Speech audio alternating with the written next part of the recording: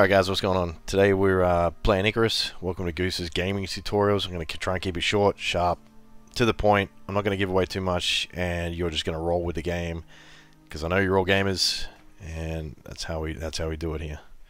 So today we're playing Icarus. If you're a true gamer, you've already gone through your settings. You know what you're doing. And then yeah, let's jump into it.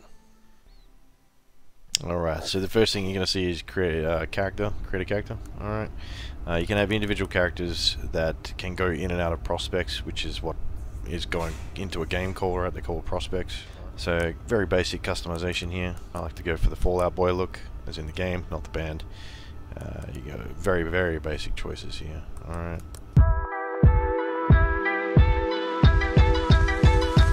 After you create your character, this is what you're going to see. You can have your character on-world and off-world. When you're off-world, this is what it looks like. Right, you get two different types of currencies. Right? You have Ren and exotics. And you use the currencies to go into your workshop, and you can purchase anything from this tree that you see here. I'm not going to go into it because obviously you can see there's a fair bit. The research cost is a one-off. The crafting cost is a repeat. Ren and exotics are earned in-game in the missions only.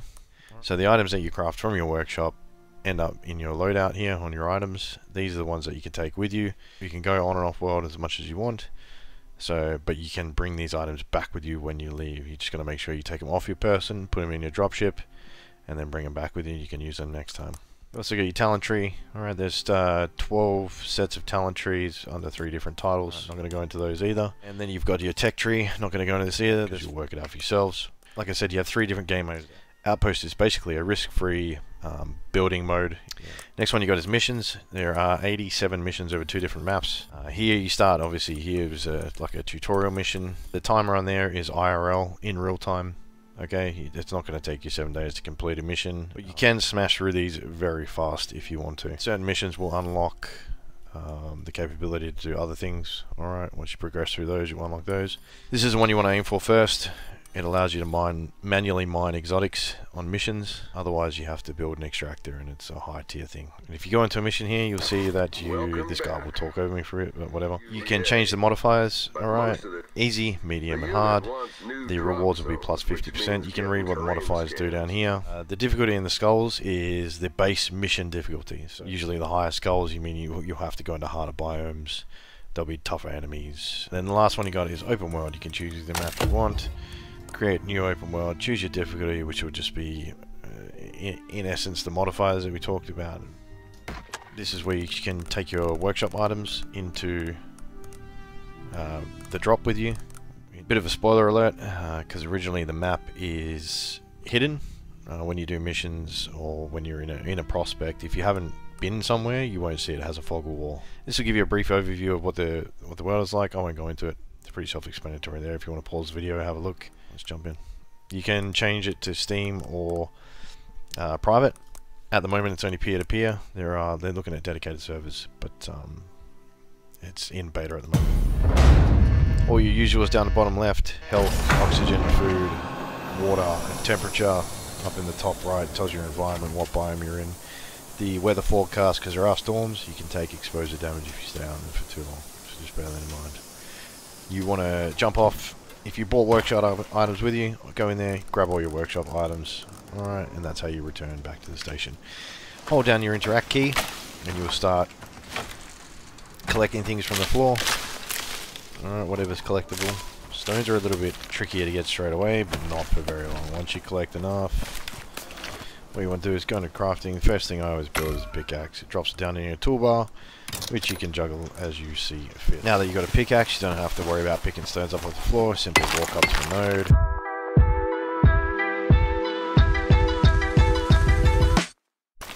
Everything you do in Icarus, just about everything earns you XP.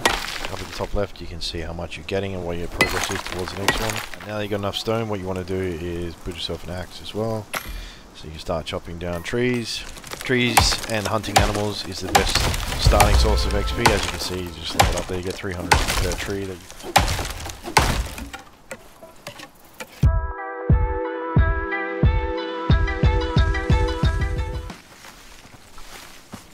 As you might have seen there, I just saw a wolf, and we don't have anything to defend ourselves, which brings me to my next point.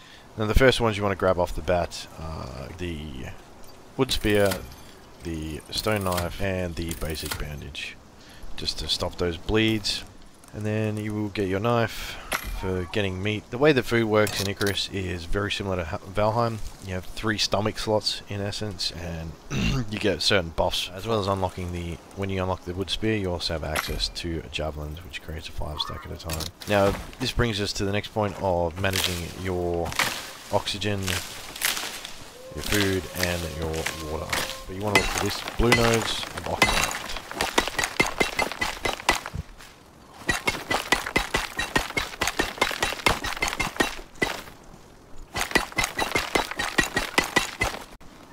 Once you collect enough oxide, you simply drag it into your O2 slots. Some suits will have food and water slots, which can automatically give you food and water, so you don't even need to worry about it.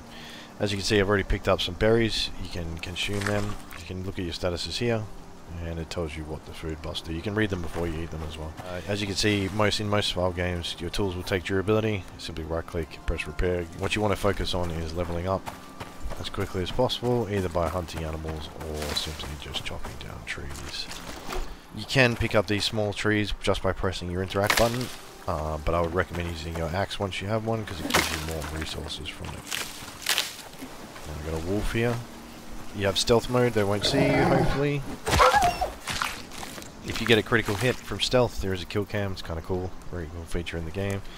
Most of the time you'll get your arrow or your javelin back, whatever you shoot them with, and then if you hit the carcass, you'll get more bones. Bearing in mind that it does drastically reduce the durability of a stone knife, but it doesn't mean anything because we have stones in abundance.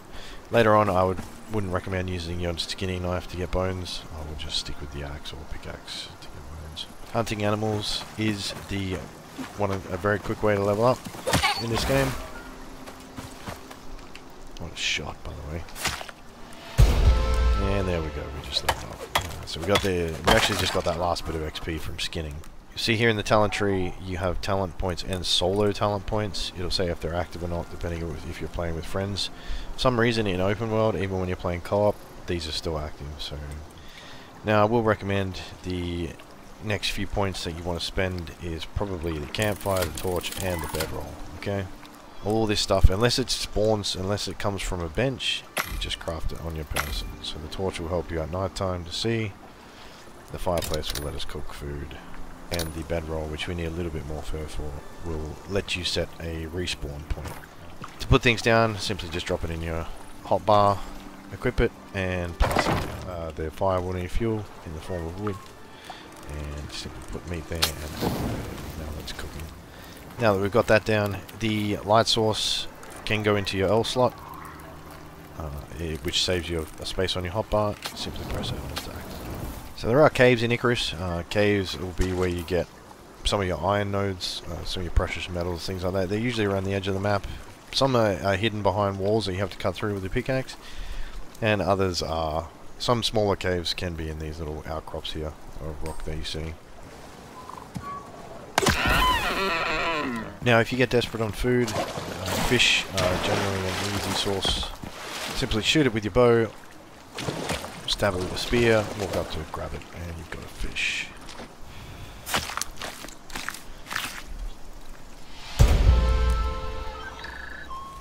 And as you can see, we just got level 3.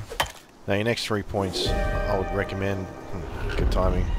You see, you'll get notifications of when storms come in. The top bar in the top right indicates on the character icon how close the storm is. The severity of it is based on a red hue. It goes from red, like a red tinge, to all the way to black. Black is the worst type of storm, and you will take exposure damage. You simply walk up to a stone that's big enough and cut your way in. As you can see, now we're getting storm exposure damage, or storm exposure. Once the bar reaches full, we'll start taking minor health damage. You just simply walk into the rock, and you've got shelter. Now, as you can see, we're already level 3. The next 3 tech points I would be getting is to start working towards your building.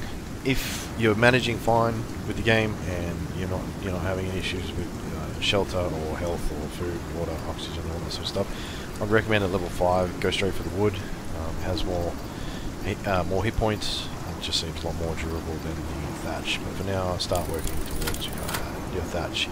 If for some reason you lose where your base was or where you place something down, open the map and simply double click on the location you want to send that waypoint to.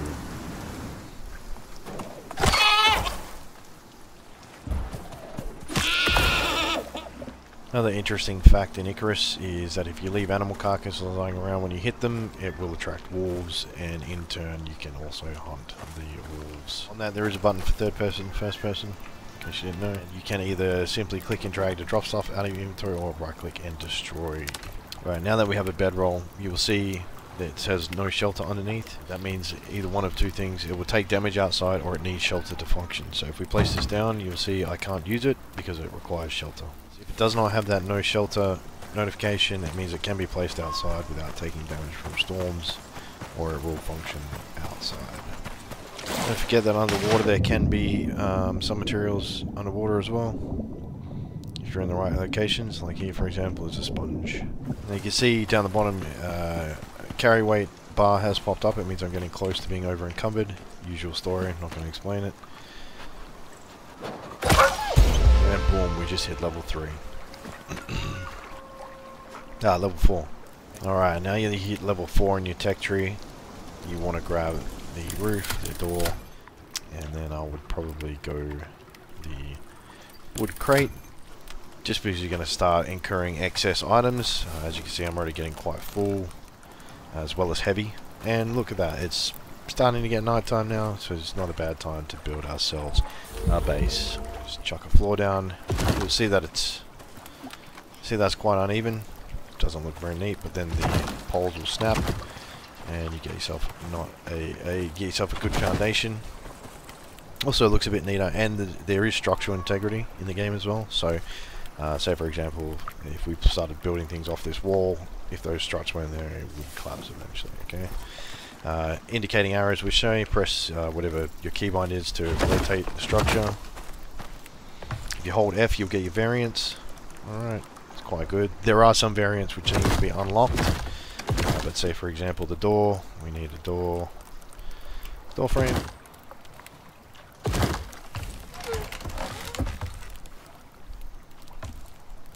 Roof variants. Get a pitched roof. Switch around. Done. That should suffice by now. The next unlock you could get is the angled walls, alright, which will fill in these gaps if you wish. But now see, we don't have the no shelter message down the bottom. Done, and we can hold that to set our spawn point, and that's it. You can sleep between the hours of 1800 and 7 AM, I believe. Your food and stuff doesn't progress the timing in the world anymore. So if you're crafting things, or if you're waiting for plants to grow, and sort of like that. Now this is great. This is great learning curve for me also. Now that we've built our thatch structure, which is not resistant to wind at all,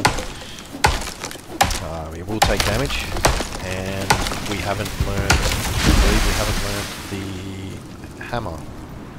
No, you need the hammer to repair, so you can quickly smash out another level. Well, the house managed to survive, but just barely. And there it is.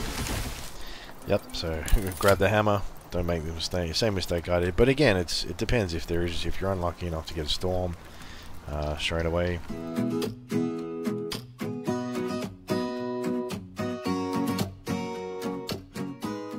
Yep, like I said, get yourself a nice little storage area. You always want to try and keep a little bit of materials on you for repairs and things like that. So you've just hit level 5. If you just hit level 5, you can start going for the wood to get yourself a basic base down or a shelter down. But yes, I would make sure you have the hammer, and then you're going to want to go the wood, the stone arrows, and straight to the bone. If you look at the projectile damage, 31 to 35, it's almost double, 54 to 60. Alright. From what I've played so far, this is the biggest jump in damage that I've noticed. Basically, how to get an early start in Icarus and play the game from there. So that wraps up the video. These tutorials are meant to be short, they're meant to be sharp, they're meant to be sweet. If you like the video, you know what to do. I'm not even going to say it. But yeah, don't forget to check out the podcast as well. Three Little Pigs podcast. It should be available. It's available on all platforms. Follow our socials. All that BS. Peace out.